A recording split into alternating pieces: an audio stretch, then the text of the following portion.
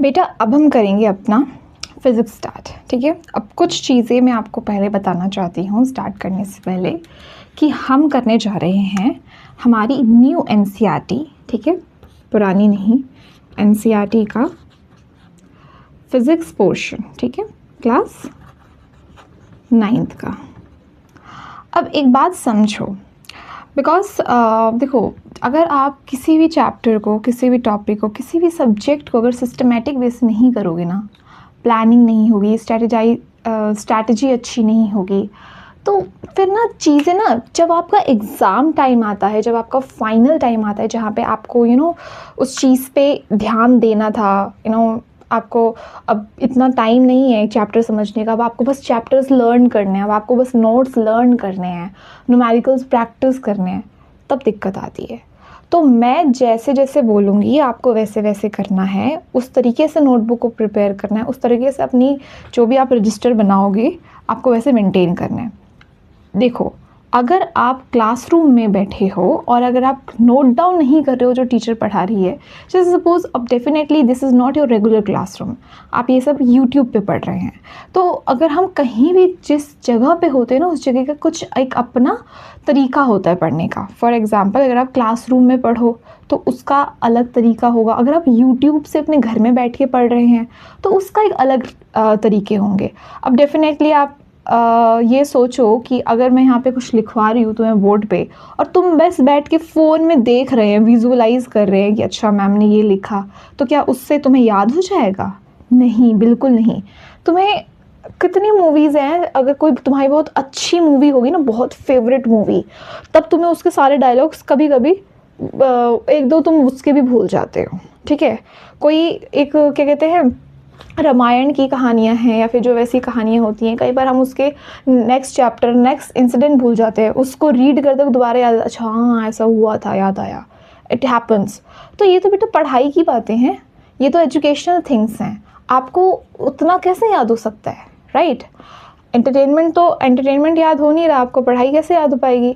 तो आपको इस चीज़ को ध्यान देना है कि मैंने स्टार्ट कर दिया चैप्टर 1, तो आपने भी अपनी नोटबुक में उसको नोट डाउन ज़रूर किया है। अगर आप खाली बस आलती पालती मार के बैठे हैं, अपने टेबल पे बैठे हो, कुर्सी टेबल पे बैठे हो, बिस्तर के अंदर हो, लेक्चर बस में हो, मेट्रो में हो, सुनते सुनते जा रहे हो, नहीं बेटा, ऐसे नहीं होती पढ़ाई सिस्टमेटिक वे में होती है। कॉपी कलम उठाओ अपनी, ठीक है, अपना रजिस्टर उठाओ, पेन उठाओ, इसको नोट डाउन करो, जो मैं एक्सप्लेन कर रही हूँ उसको वहाँ पे लिखो, जैसे मैंने बोर्ड पे लिखा है, मैं प्रॉपर नोट फॉर्मेशन में दूंगी, ताकि जो भी बच्चा मेरे लेक्चर सुनेगा, ठीक है, उसको जो मैं बोर्ड पे लिखवा रही हूँ वो अपनी नोटबुक में नोट डाउन करेगा। ओके, नोटबुक में नोट डाउन कर लेगा, लेक्चर सुन लेगा, उसको किसी चीज़ में कमी महसूस नहीं होगी, और इस चीज़ की गारंटी मैं दे रही हूँ आपको, गारंटी। इतना कॉन्फिडेंस के साथ मैं ये कह रही हूँ कि अगर आप ये चीज़ कर लोगे ना बेटा, आपको टॉपिक ना समझ आए ऐसा नहीं हो सकता। जहाँ पे मुझे ऐसा लगेगा कि बच्चे को वहाँ पे मुझे समझाने की ज़्यादा ज़रूरत है, मैं उस टॉपिक को I always stretch that topic, because मैं अपनी क्लास में बच्चों को मैं पहले ही बता देती हूँ कि ये वाली चीज़ बेटा इतनी इम्पॉर्टेंट है और ये वाली चीज़ इतनी इम्पॉर्टेंट नहीं है।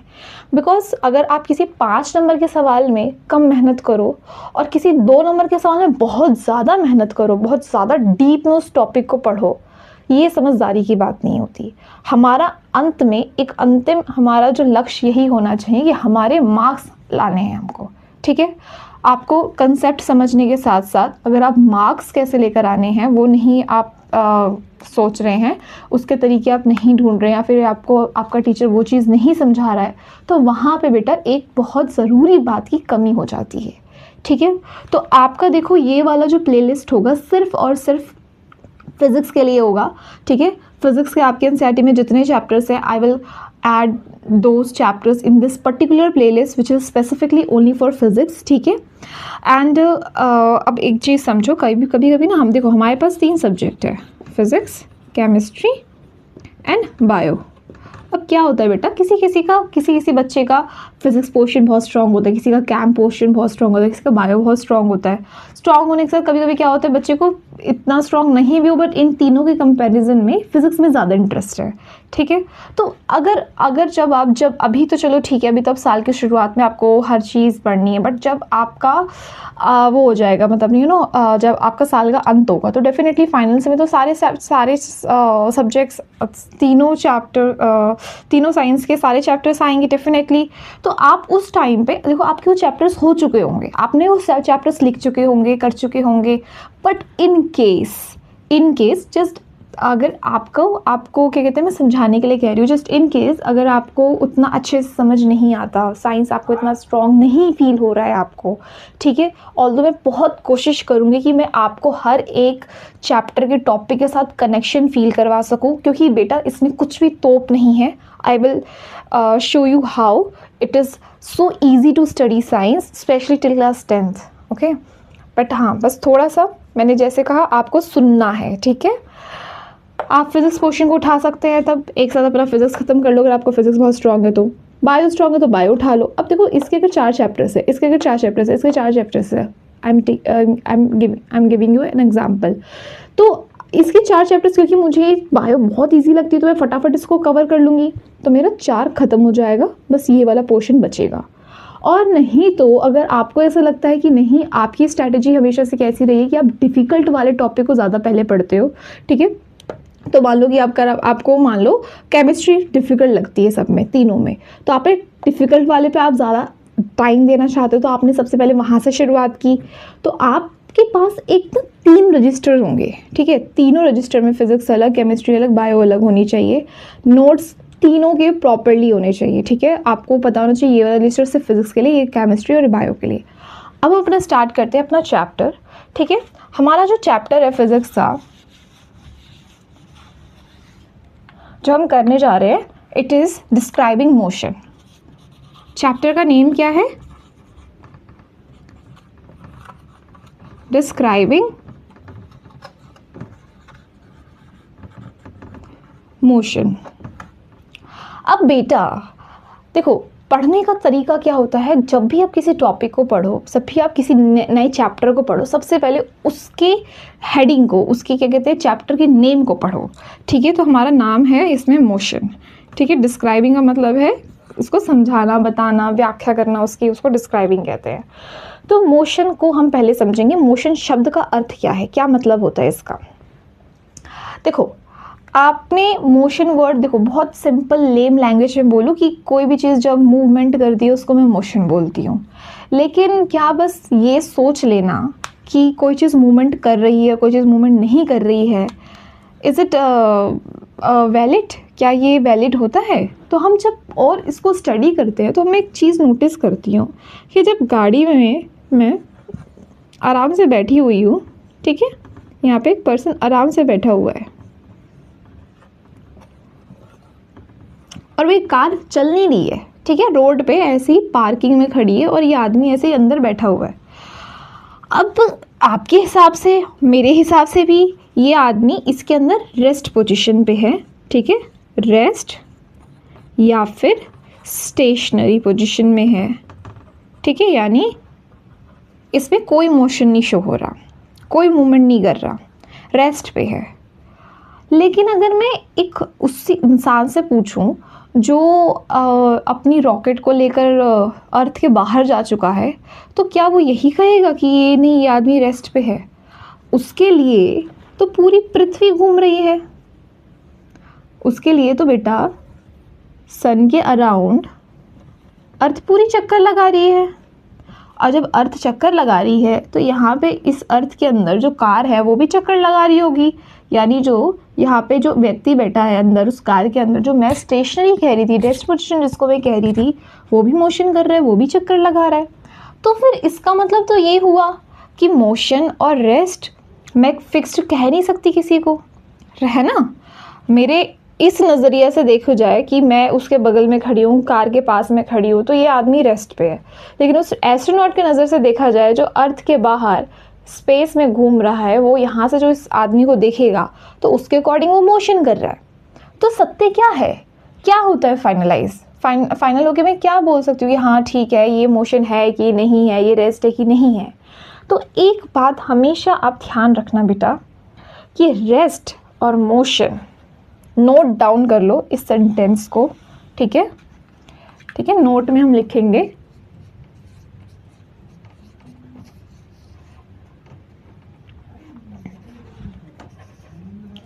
Rest and motion are always relative। देखो रिलेटिव शब्द का मतलब क्या होता है, रिलेटिव टू ईच अदर।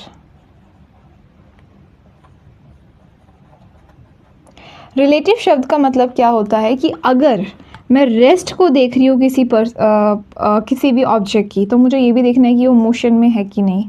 मतलब कि अगर मैंने बोला कि जैसे ये पर्सन जो मेरे को यहाँ से रेस्ट पे नज़र आ रहा है, लेकिन दूसरा पर्सन जो वो रॉकेट से एस्ट्रोनॉट है, उधर अर्थ के बाहर से उसको देख रहा है, उसको ये मोशन में नज़र आ रहा है। यानी कभी कभी क्या होता है, ये दोनों चीज़ें साइमल्टेनियसली चल रही होती हैं। रेस्ट और मोशन दोनों एक साथ एग्जिस्ट कर रहे हैं, है ना। अंतर किस पे आ जा रहा है कि मैं यहाँ से देखूँ तो रेस्ट पे, यहाँ से देखूँ तो मोशन पे।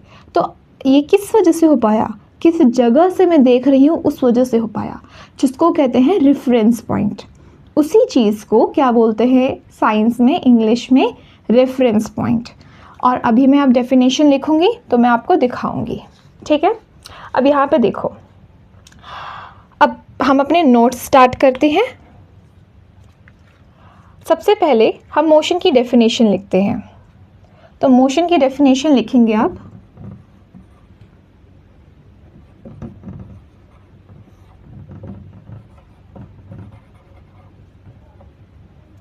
an object is said to be in motion. An object is said to be in motion when, object की जगह बॉडी कर लो। वैसे आप ऑब्जेक्ट पे लिख सकते हो, but body is more preferable. A body is said to be in motion. देखो कब होगा मोशन, जब वो अपनी पोजीशन बदल देगा। मैं पहले कोई ऑब्जेक्ट पहले ए पे था, अब वो 3 बजे ए पे था, 3:05 पे वो बी पोजीशन पे चला गया। तो मैंने उसको क्या कहते हैं, ये पर्टिकुलर पर्सन ए पे था, फिर ये पर्टिकुलर पर्सन बी पे आ गया 3:05 पे। टाइम अंतर हो रहा है, यानी टाइम के साथ वो आगे बढ़ गया, तभी मैं इसको मोशन में बोल रही हूँ ना। अगर मैं एक बात बताओ, मैं बोलूँ कि ये 3 बजे भी यहीं है और 3 बजे यहाँ पे आ गया, ये पॉसिबल है। जब इसने दूरी तय की है तो कुछ ना कुछ तो समय लिया ही होगा ना। तो यानी टाइम का इस्तेमाल तो वो कर ही रहा है। तो कब मैं बोलूँगी वो मोशन में है, जब वो अपनी पोजीशन बदल रहा है। जब वो अपनी पोजीशन बदलेगा तो मैं बोलूँगी हाँ ये मोशन में है। और मैं इसके साथ साथ 2 बातें अपनी डेफिनेशन में ज़रूर डालूँगी। वो क्या है, with respect to time and reference point. Obviously मैंने जैसे बोला कि कुछ ना कुछ तो वक्त लेगा ना अपनी दूरी तय करने के लिए, उस जगह से एक जगह से दूसरी जगह बदलने के लिए। तो a body is said to be in motion when it changes its position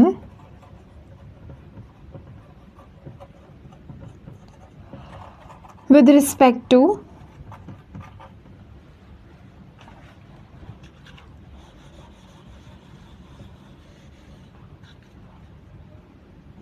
time and its reference point.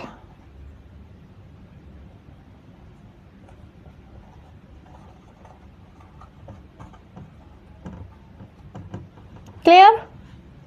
अब रेस्ट की डेफिनेशन क्या होगी, रेस्ट की डेफिनेशन में a body is said to be in motion when it does not, when it does not आ जाएगा।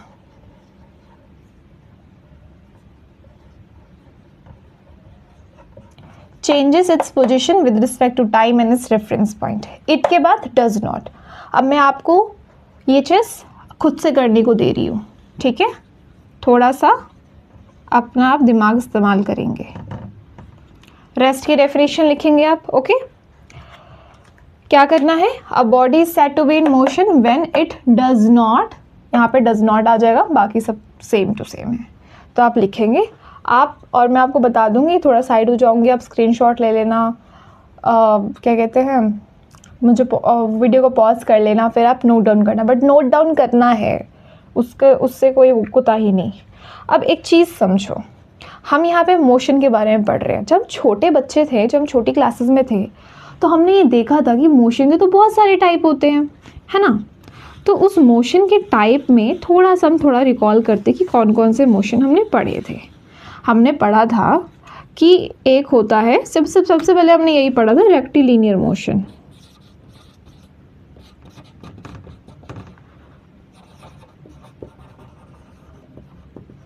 जिसको straight line motion भी बोलते हैं।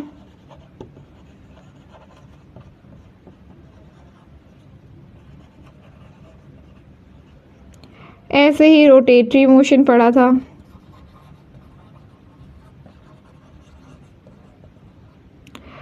और टू एंड फ्रो मोशन पढ़ा था,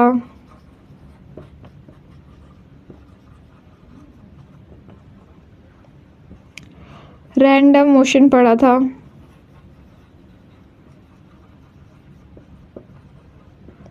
अब देखो जो भी पढ़ा था, जो भी, थोड़ा सा देखते हैं, एक दो चीज़ें समझते हैं। रोटेटरी मोशन में क्या था? जो रोटेशन कर रहा है, रोटेशन कोई कैसे कर रहा है?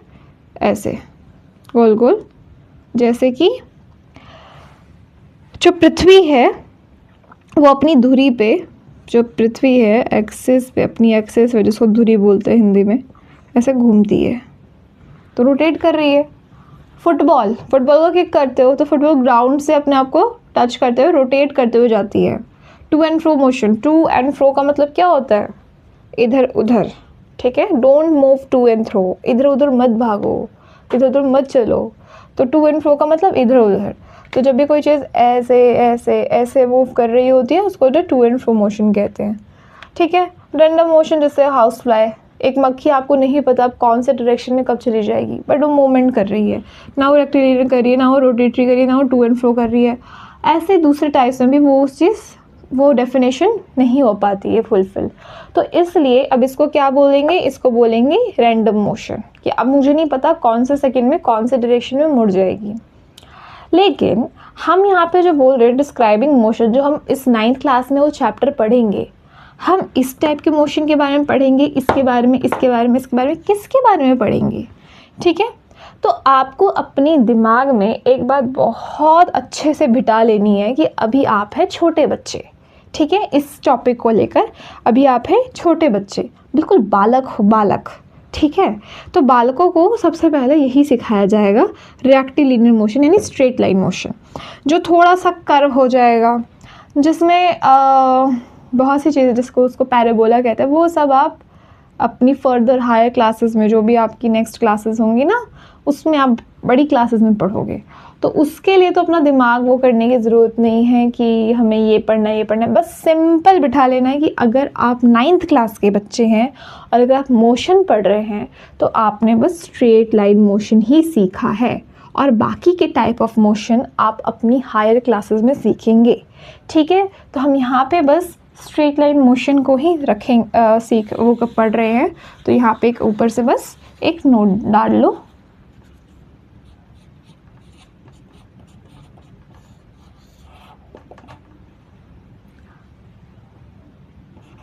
we will study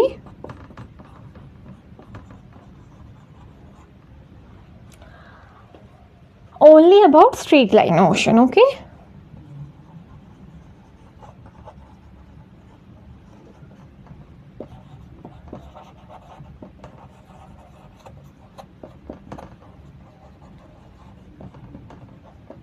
done. अब चलो स्टार्ट करते हैं।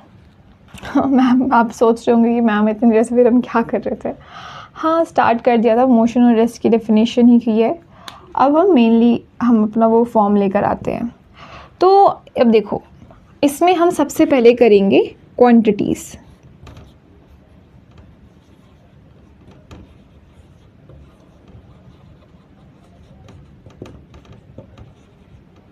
तो ये this is our first topic. वो सब तो डेफिनेशन थी, तो समझा ही रही थी। तो फिज़िकल क्वांटिटीज़ क्या होती है? देखो बेटा, कोई भी, ठीक है, कोई भी